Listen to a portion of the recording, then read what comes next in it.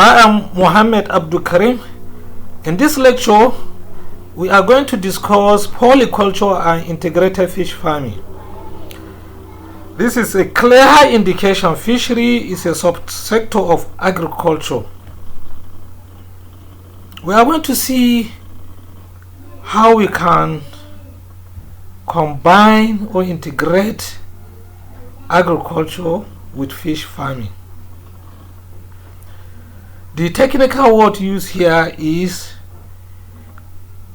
fish is the primary goal or your primary or your main objective, so it should be fish crop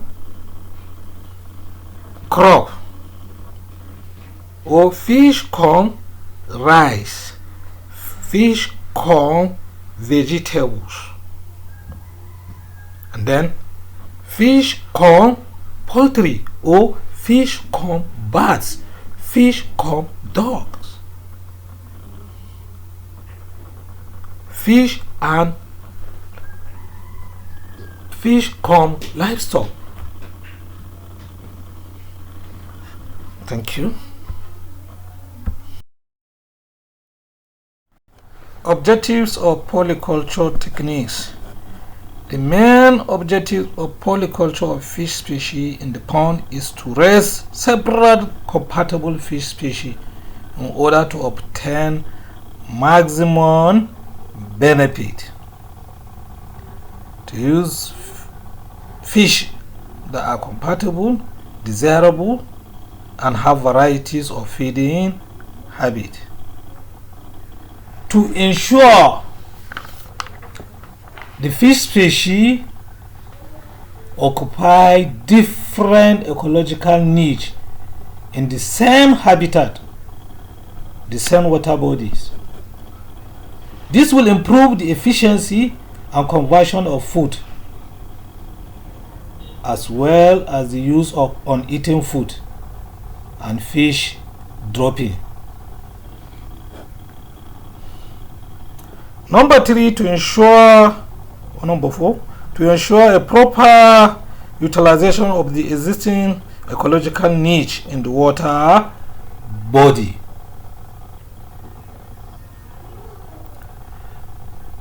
For example, common carp, Sprinus carpio, feed on the benthos. The grass carp feed on the macrophyte, while grey mullet feed on phytoplankton.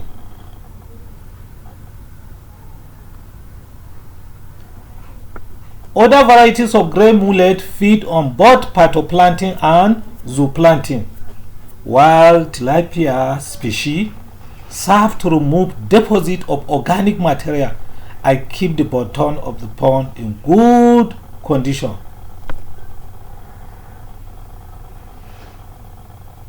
Tilapia normally feed on bottom of water by soaking in food on a continuous basis, filtering out the particles which are edible and ingesting them. Clarias, which is also known as mudfish, is one of the easiest and commonest fish to grow and commands a high market price. It is an omnivorous. It is an omnivorous fish, and because it has accessory air-breathing organ, it is capable of using oxygen in atmosphere air. It can be densely stocked.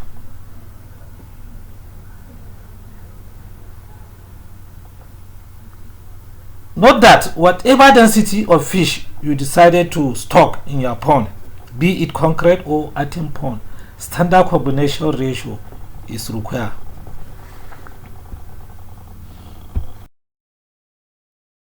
Culture system of fish farming is entirely different from monoculture system. In polyculture, 2 or 3 fish species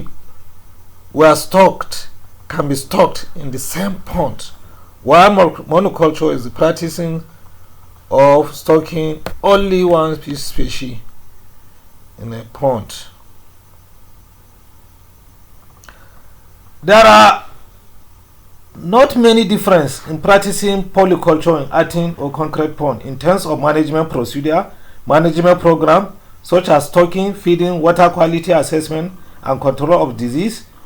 They are all similar to the monoculture, which is a system of rearing single species of fish in a pond. Yield up to 4 tons per hectare per year have been obtained with stocking rate of 1,000 tilapia and eloticus per hectare and 1,000 common carp per hectare in the second month of the production cycle.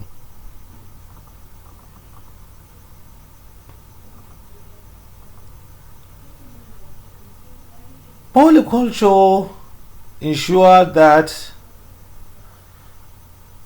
fish species have different food habits,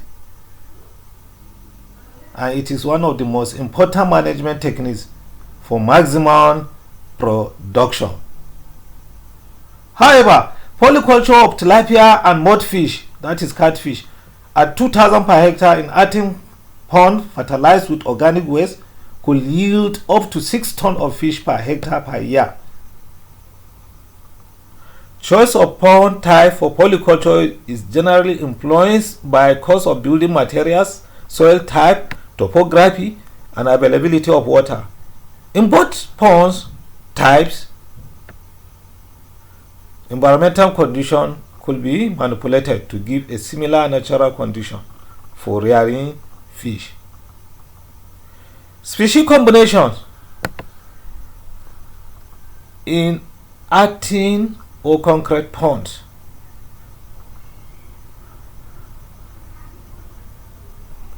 In one of the demonstration ponds in the west, Clarias garapinus plus tilapia species combined together a stocking density of 4,500 in earthen pond,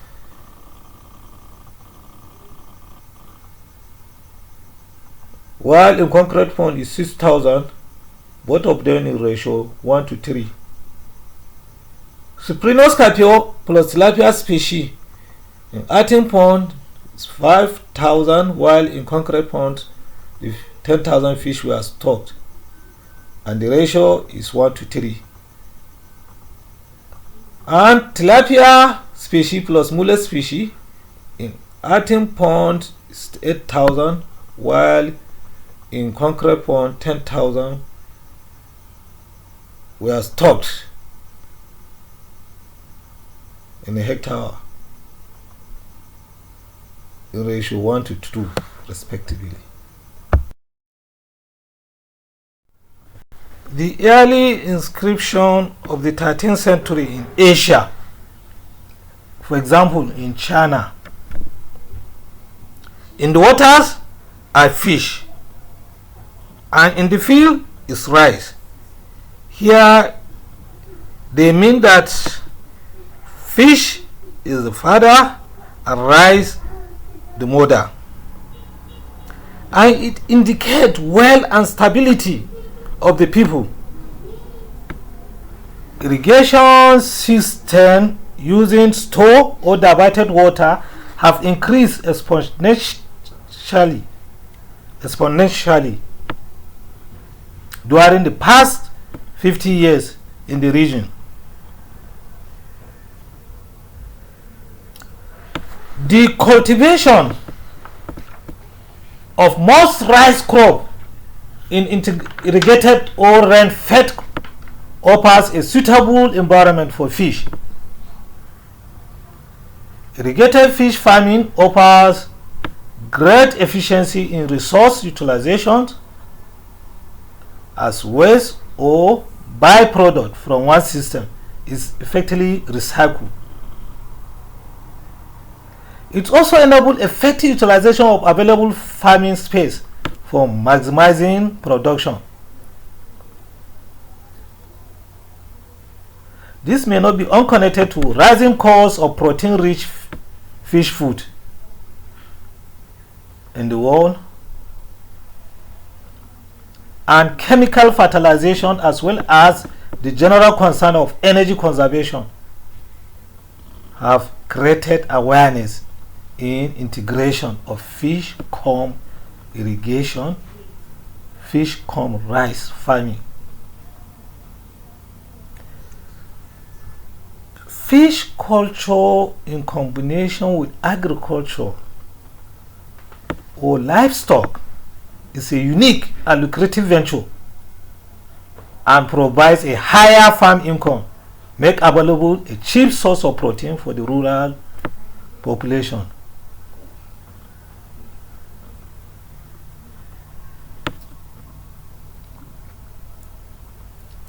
Fish farming is compatible with irrigation and it can be integrated to increase profitability of both production system.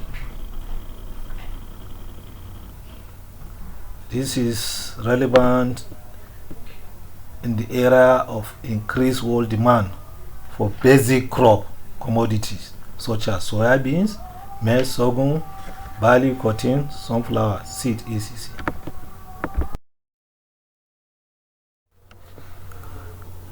Fish cultures in rice fields may be attempted in two ways. That is, the rice plots are supplied with irrigated water from its inlet. It could be practiced as simultaneous culture or rotation culture. In the former, the rice and the fish are cultivated together, and in the latter, fish and rice are cultivated alternatively.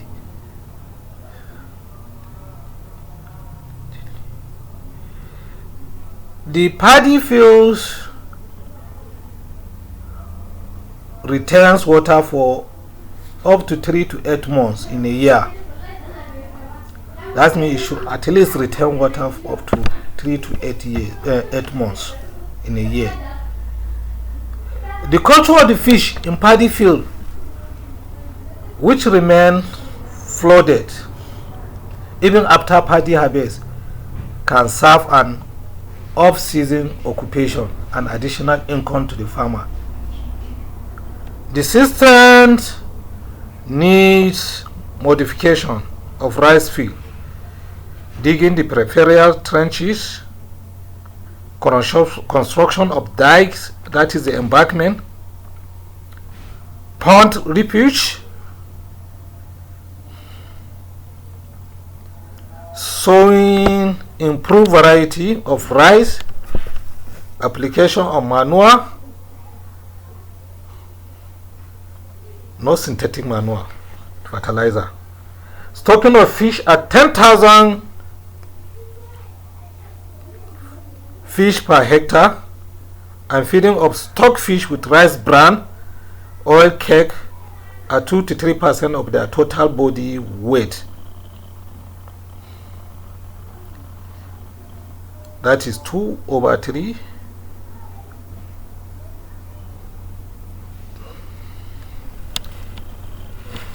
tons. That's 2/1000 tons, 10,000, or 3/100 tons, 10,000. It will give you the amount of ration to be fed to the fish.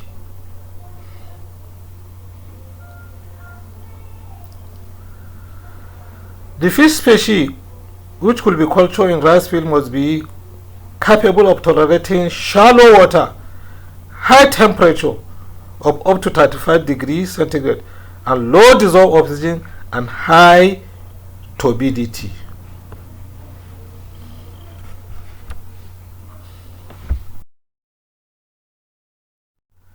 Rice fields of 0.1 hectare area may be economical to small-scale fishers and farmers. Normally, 4 rice plots of 250 meters square, that is 25 meter by 10 meter, each may be found in such an area.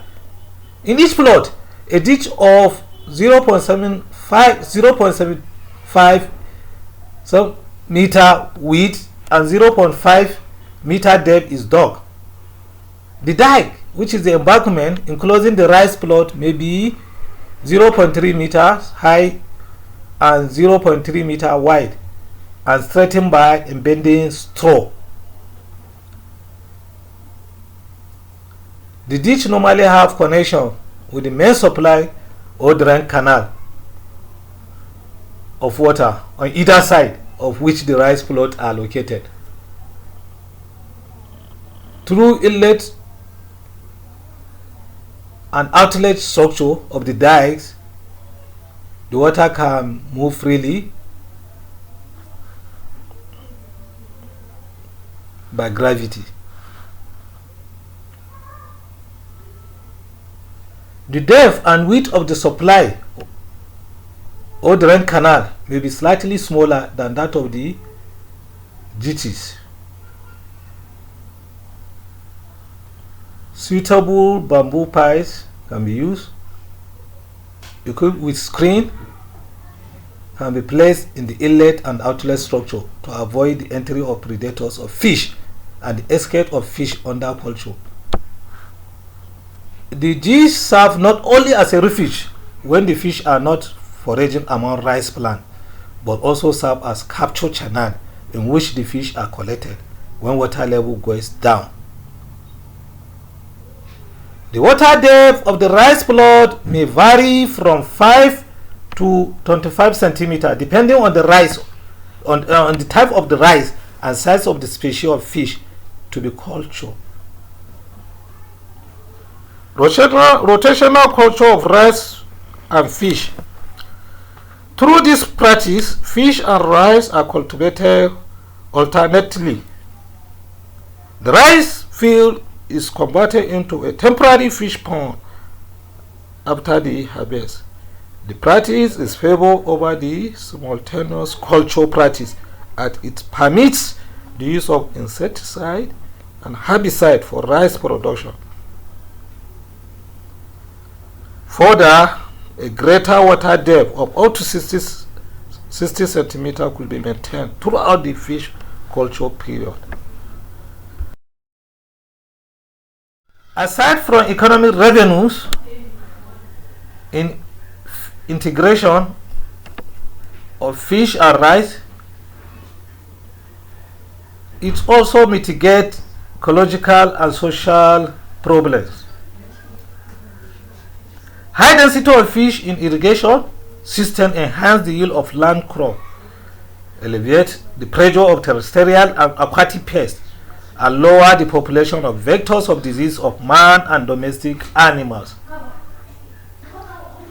Ideal management involves utilization of middle portion of the dike, that is the embankments. Residues of vegetables cultivated could be recycled in the fish pond, particularly when stocked with fish like grass carp, because grass carp can be stocked at 1,000 per hectare.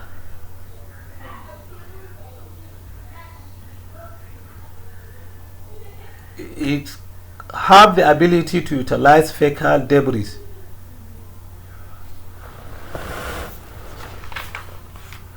Utilization of pond dike for fish cum irrigation. It is known that pond dike can be used for horticultural and agricultural crop production. This system provides vegetable, mushroom, fodder, and grains. Fodder means animal feed, fresh grasses. Could be legumes, could be guinea grass, spear grass. In addition to fish. Hence, the system provides better production, provides more employment, and improves socio-economic status of farmer and betterment of rural economy.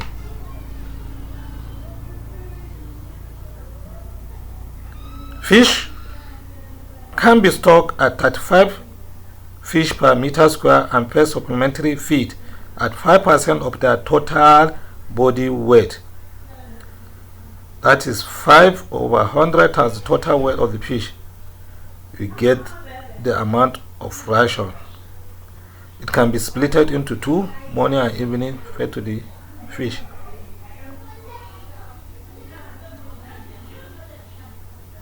Farm residues such as ground grains, leaves can be fed to fish.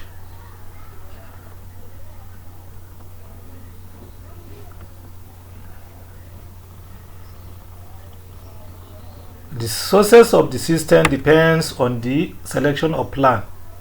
They should be of dwarf type, less shady, less evergreen, and it will be seasonal.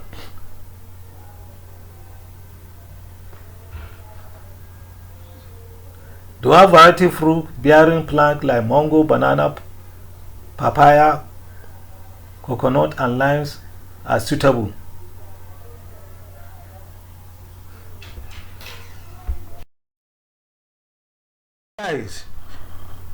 That is the embankment. So embankment of pond, especially item pond, they are wide. Two people can walk freely, and a pickup van can pass through these dikes. So the dikes can be used for horticultural and agricultural crops production.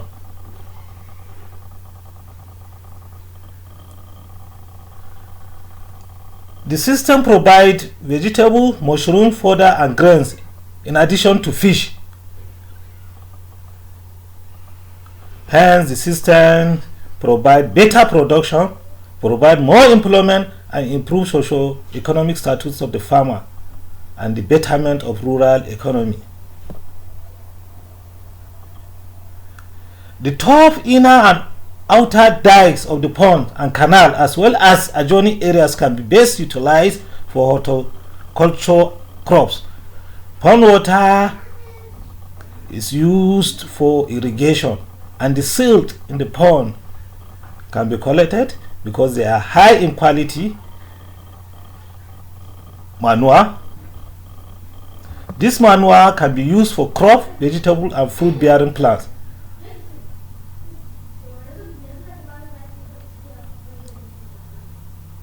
The success of this system depends on the selection of plant. As I told you, they should be dwarf type, less shady, evergreen, and it should be seasonal and highly remunerative. Dwarf variety fruits bearing plants like mango, banana, papaya, coconut, and lime are suitable.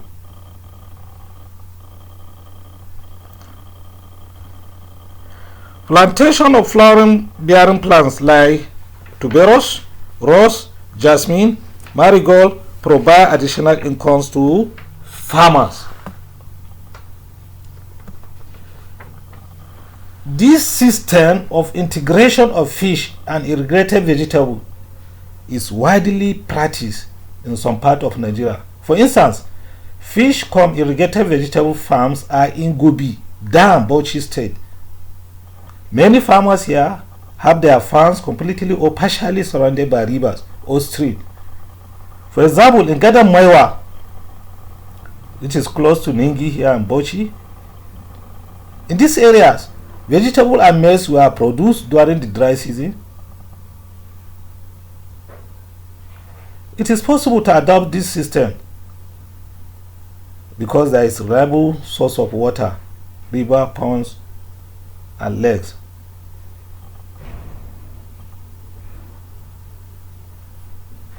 Unlike the case of rice cum fish or fish cum rice, the source of water is the rearing media for fish species, and water can be supplied to vegetables. You have to prevent the fish from swimming downstream or upstream if it is in the dams or lakes. where mesh of appropriate size should be placed at the inlet and outlet points. Like in fish, corn, vegetables, here when banana or coconut is cultivated in rows in wetlands, the ditches made between such rows act as supply or drainage canals. It drained water or supplied water to the bananas and coconut. These canals serve as fish culture system owing to their round-the-clock supply of water and rich insect population. Herbivorous air-breathing fish such as snakehead, tilapias, Orochromis mozambicus, Orochromis nauticus are ideal species for culturing in this system.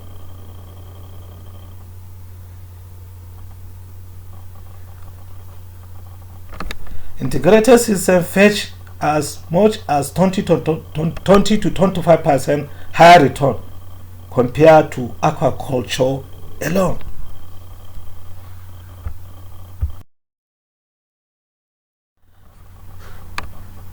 There are many advantages of integrated fish farming system, that is IFFI, integrated fish farming irrigation.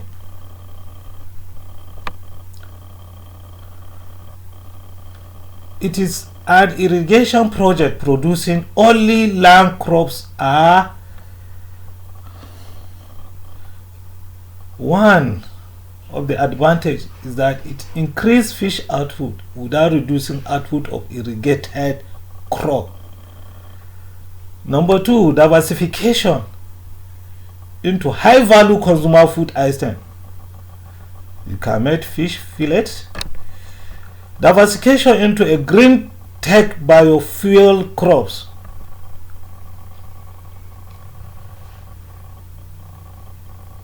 Reduce irrigation costs for biofuel and food crops. Exportation of highly demanded products. There is overall reduction in production costs by sharing water costs. Increase in rate of return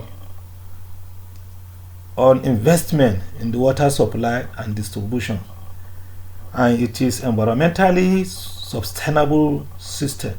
Why do you do this? You have to get a location where there is fish ponds water between the water sources and irrigated field. There is increase in potential water sources in the area, which are river, reservoir, and underground water.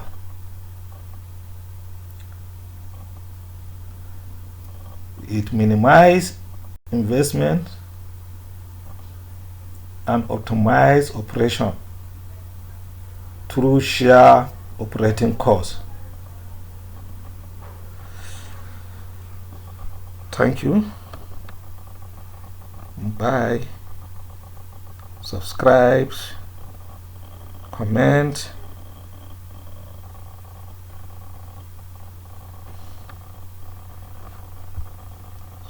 Thank you very much.